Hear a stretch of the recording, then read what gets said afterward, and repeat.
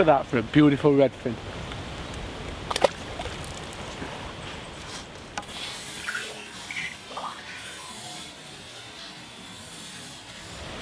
One of my favourite kinds of fishing would have to be roach fishing on commercials. Simply because you catch so many of them, you're busy all day, and it's like really satisfying. I mean, up until a few years ago, I was under the impression that you needed light lines, small hooks, light floats, etc. to really excel at this kind of thing. But more recently I'm starting to realise that in actual fact quite crude approaches can still lead to some bumper bags of fish. Let me show you what I'm doing. Let's talk about bait first of all. Now I've only actually got 2 baits on my tray today. One of them is casters. Now any good roach angler worth of salt will tell you that these are one of the best baits for roach. And the reason for this is they sink a little bit slower than maggots, in particular darker shades of caster like I've got here today. It really is important when you get your bait, if it's light, just let it darken off a little bit. Because as I say, as it gets darker, you know, your darkest coloured shells will sink the slowest, and they, you know, big roach really can't resist them. The only other thing I've got here is these dendrobinas. Now these only really come into play when I can't, or I'm suffering from missed bites on caster. Say I'm coming back without a caster on, or half a shell as you sometimes find you are. If you slip a 1/4 inch piece of dendrobina, normally the head, on the hook, it's a much more resilient hook bait and mimics the shape and colour of a caster very nicely, which can prove deadly at times for big roach, especially when you're really bagging, because you can normally catch more than one fish on one hook bait. Let's have a look at tackle next. Right, let me talk you through my rigs. I'll start with the lightest. I've got a 3x8 Preston Chianti matched to 014 Preston Exceed, 3 number 11 droppers down the line, and a 6-inch 010 hook length going down to a size 20 Tubertini 808. Now this, as I say, is my lightest rig, and it's primarily designed for fishing through the water. When I'm using this, I'll be working the rig a lot, lifting it up, turning it over, hence the 3 dropper shot to give a nice slow fall through the water. Elastic is a number 6 Preston. Again, it's the lightest elastic I've got in any of the top kits today, and that's because, to be honest, you know, you've got your lighter small hook, lighter hook length.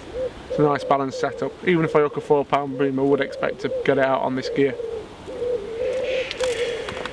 Now, to be honest, that rig's all very well, but I would hope to catch the majority of my fish on my 2 bolt rigs.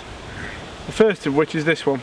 I've got a 0.3 gram J-Range J13 dibber on 018 mainline. I've got a bulk of 4 number 9 Preston stocks, and then again a 6-inch hook length. This time though, I've got a size 16 B911. Hook length's 014 by the way. So the most important thing with this rig is you've got a nice short lash there. So basically, as I said before, you know, the fish will hook themselves against the weight of the pole. Importantly, the elastic's a little bit more beefy than on the light rig. This is blue hydro elastic.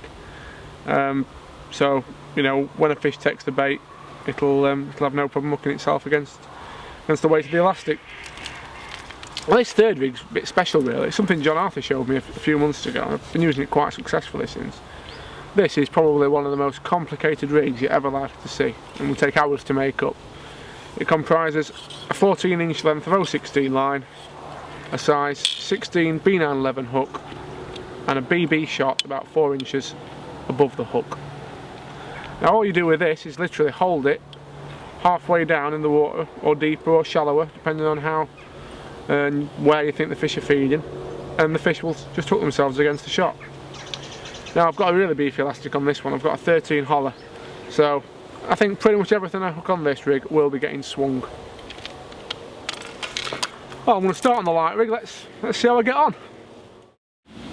Right, I've started today's session on 3x8 Chianti, which is the lightest rig I've had set up, and that's basically just to gauge the response before putting something more positive on. Now the important thing with this rig is, because you're actually looking to strike at bites, you've got to be working the rig all the time. And by working it, I mean basically just flicking it over so that when you lay your rig in, your caster's falling through at the same pace as your loose fed bait. What you don't want to do want to avoid is sitting with it at like half depth, so that it's a stationary bait and it looks totally unlike a loose feed. You know, you see a lot of people who just sort of sit there and expect the fish to take the bait when it looks completely unnatural to them. So yeah, regular feeding. Keep flicking 4 or 5 casters in the swim all the time, even when you're not actually fishing. For example, I'm going to hook this fish, drop him back, feed, and that way you know that these fish they're competing. When you do actually get back out, they're probably going to be one waiting for you.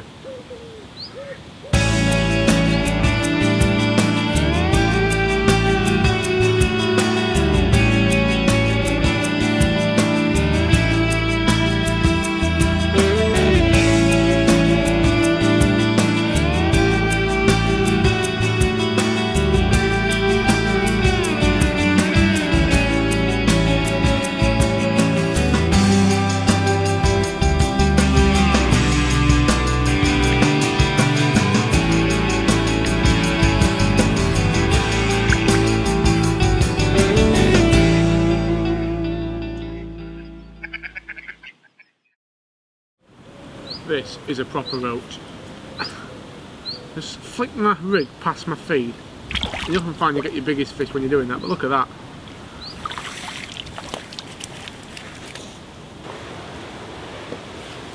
How can you not say that that is not one of the most beautiful fish?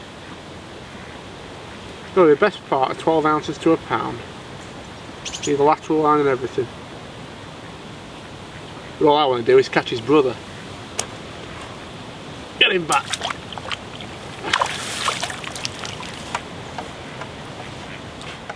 Now, I'm fishing about 5 metres out. I've got a top 6 of pole and I'm fishing just short of that, which is basically just so I've got some pole behind me so I can follow the fish out later. The most important thing with this rig is to be constantly working it, because what you're looking to do is present a falling bait through the water at the same pace as your loose fed casters. So regular loose feeding is obviously essential, but just as important is to keep lifting, slapping your rig back on the water like that. So everything's constantly, you know, there's constantly a trickle and stream of casters going through that top 18 inches of water. Because it's a strong pattern, it's all going to fall through fairly uniformly in quite a straight line, so to speak. And for that reason as well, when you lay your rig in, rather than just drop it in like that, as a lot of people will do, you've got to slap it on the water so it falls flat. Your hook bait's as far away as it can be from the pole tip, which again will catch any warier fish. Already though on this, I'm missing bites. I'm occasionally coming back with half a caster, and I just know that when I do make that change to a more positive self-hooking rig in a few minutes, it'll be a lot better and I'll catch. As I say though, it's just nice just to, you know, prime your peg, get it started, and get the fish feeding with some confidence before really looking to plunder them.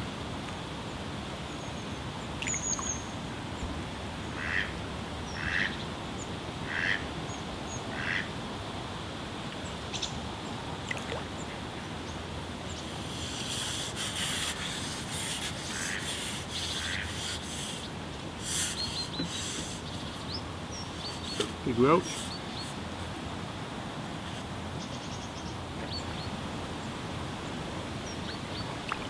It's a bream. Slabadabadoo! Well, what about that? The slabs have come shallow now as well. What a beautiful fish. A bit scabby and old, but I won't hold that against him. Off he goes. I always like to put bream back a little bit more gently because they are obviously a heavier fish and you don't want to do them any damage by dropping them straight back in the water as you would do a small roach. Right, you'll notice while I was playing that, as I netted it, I kept throwing the odd handful of caster out onto the swim, and that's just to keep the line primed really. So as I said earlier, when I go back out, slap my rig in, hopefully there'll be another fish waiting for me. Another bream would be nice.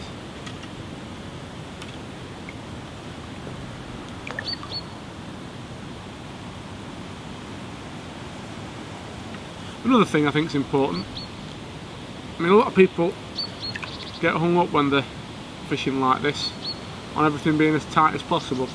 And while I don't think you want loose feed to be miles away from your pole tip, I don't think it matters to spread it over an area of, say, 2 or 3 square metres, simply because roach are wary fish, and if you have a really concentrated feed zone, all that they'll do is sit on the edge of it. Whereas if you spread it around, you'll find that you sort of catch the bigger roach more freely as they're spread out over a bigger area.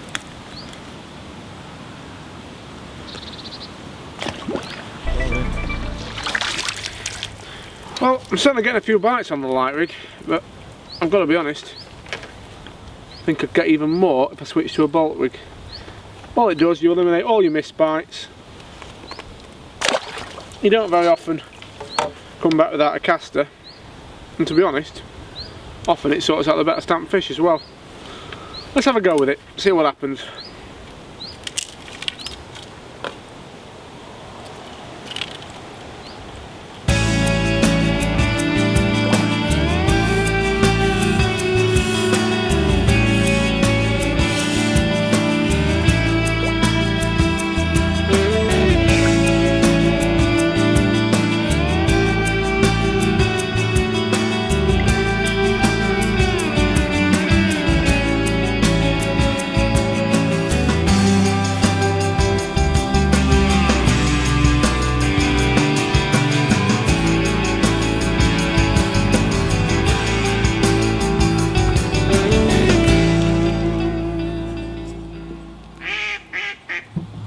I mean, one of the best things about this rig is, I think, to be honest, a monkey could probably catch a fish on it.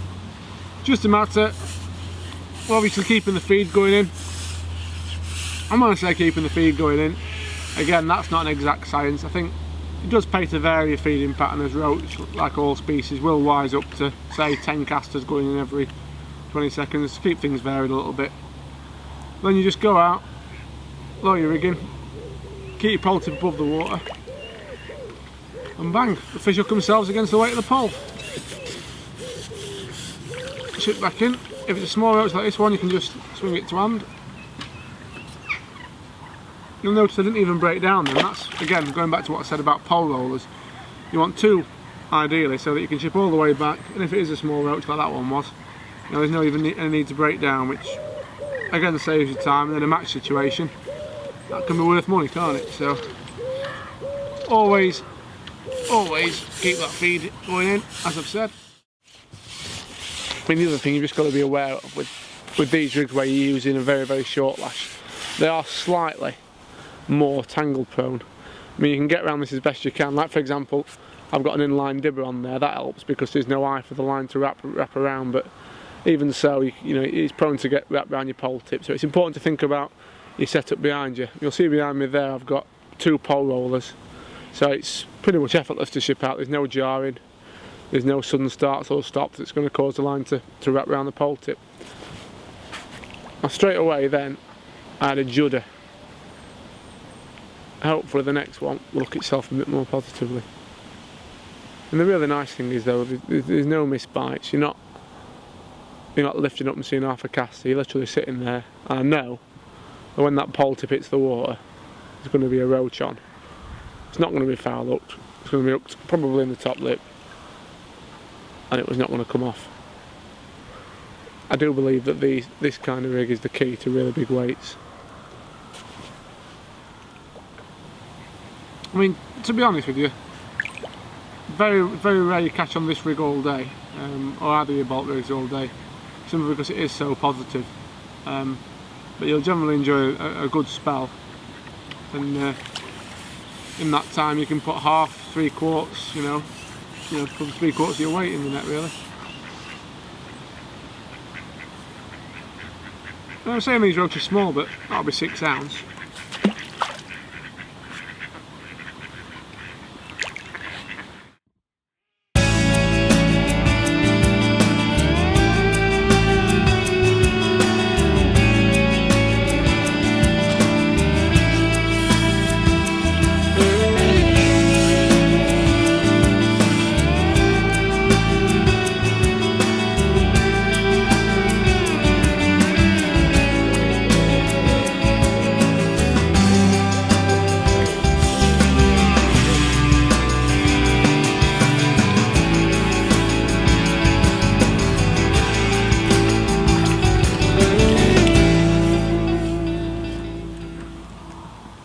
probably worth just reiterating how simple this rig is.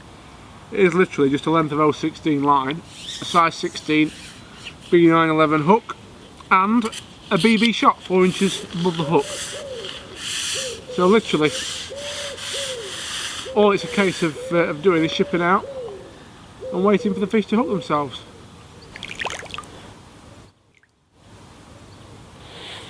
And again, it happened very, very quickly.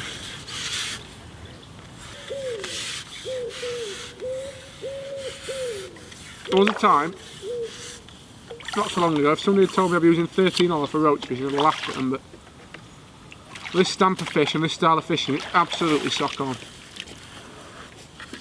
And it appeals to the animal in me.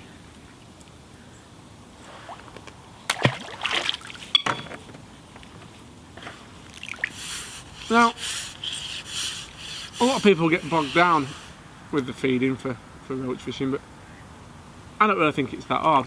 What you've got to look to do is vary it constantly, so that the fish never really wise up to any particular pattern. It's always just, you know, maybe you feed 10 casters one chuck, 30 casters the next.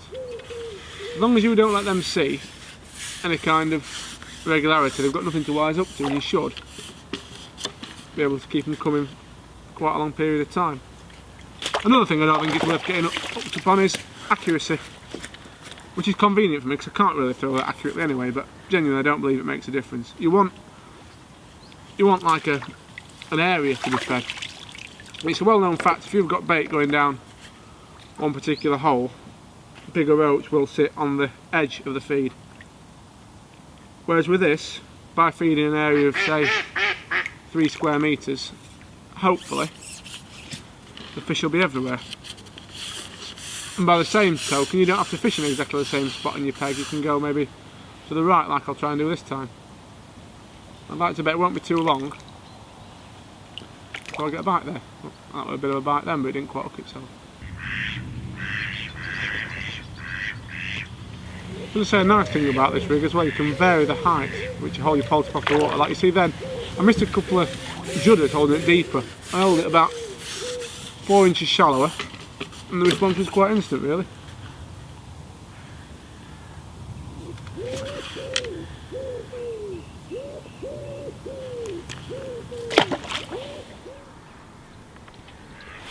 Just had quite a positive indication. I mean, one of the really nice things about the self-hooking shot rig is you don't tend to miss many bites. Good roach.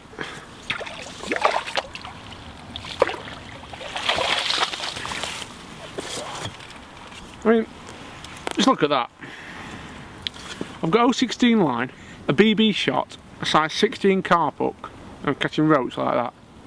And people tell me that you need to fish fine, delicate rigs for roach. I mean, I think this chap here will have something very different to say, don't you? Well, I'm going to put him back, and I reckon I've got time for a couple more before my tea's ready.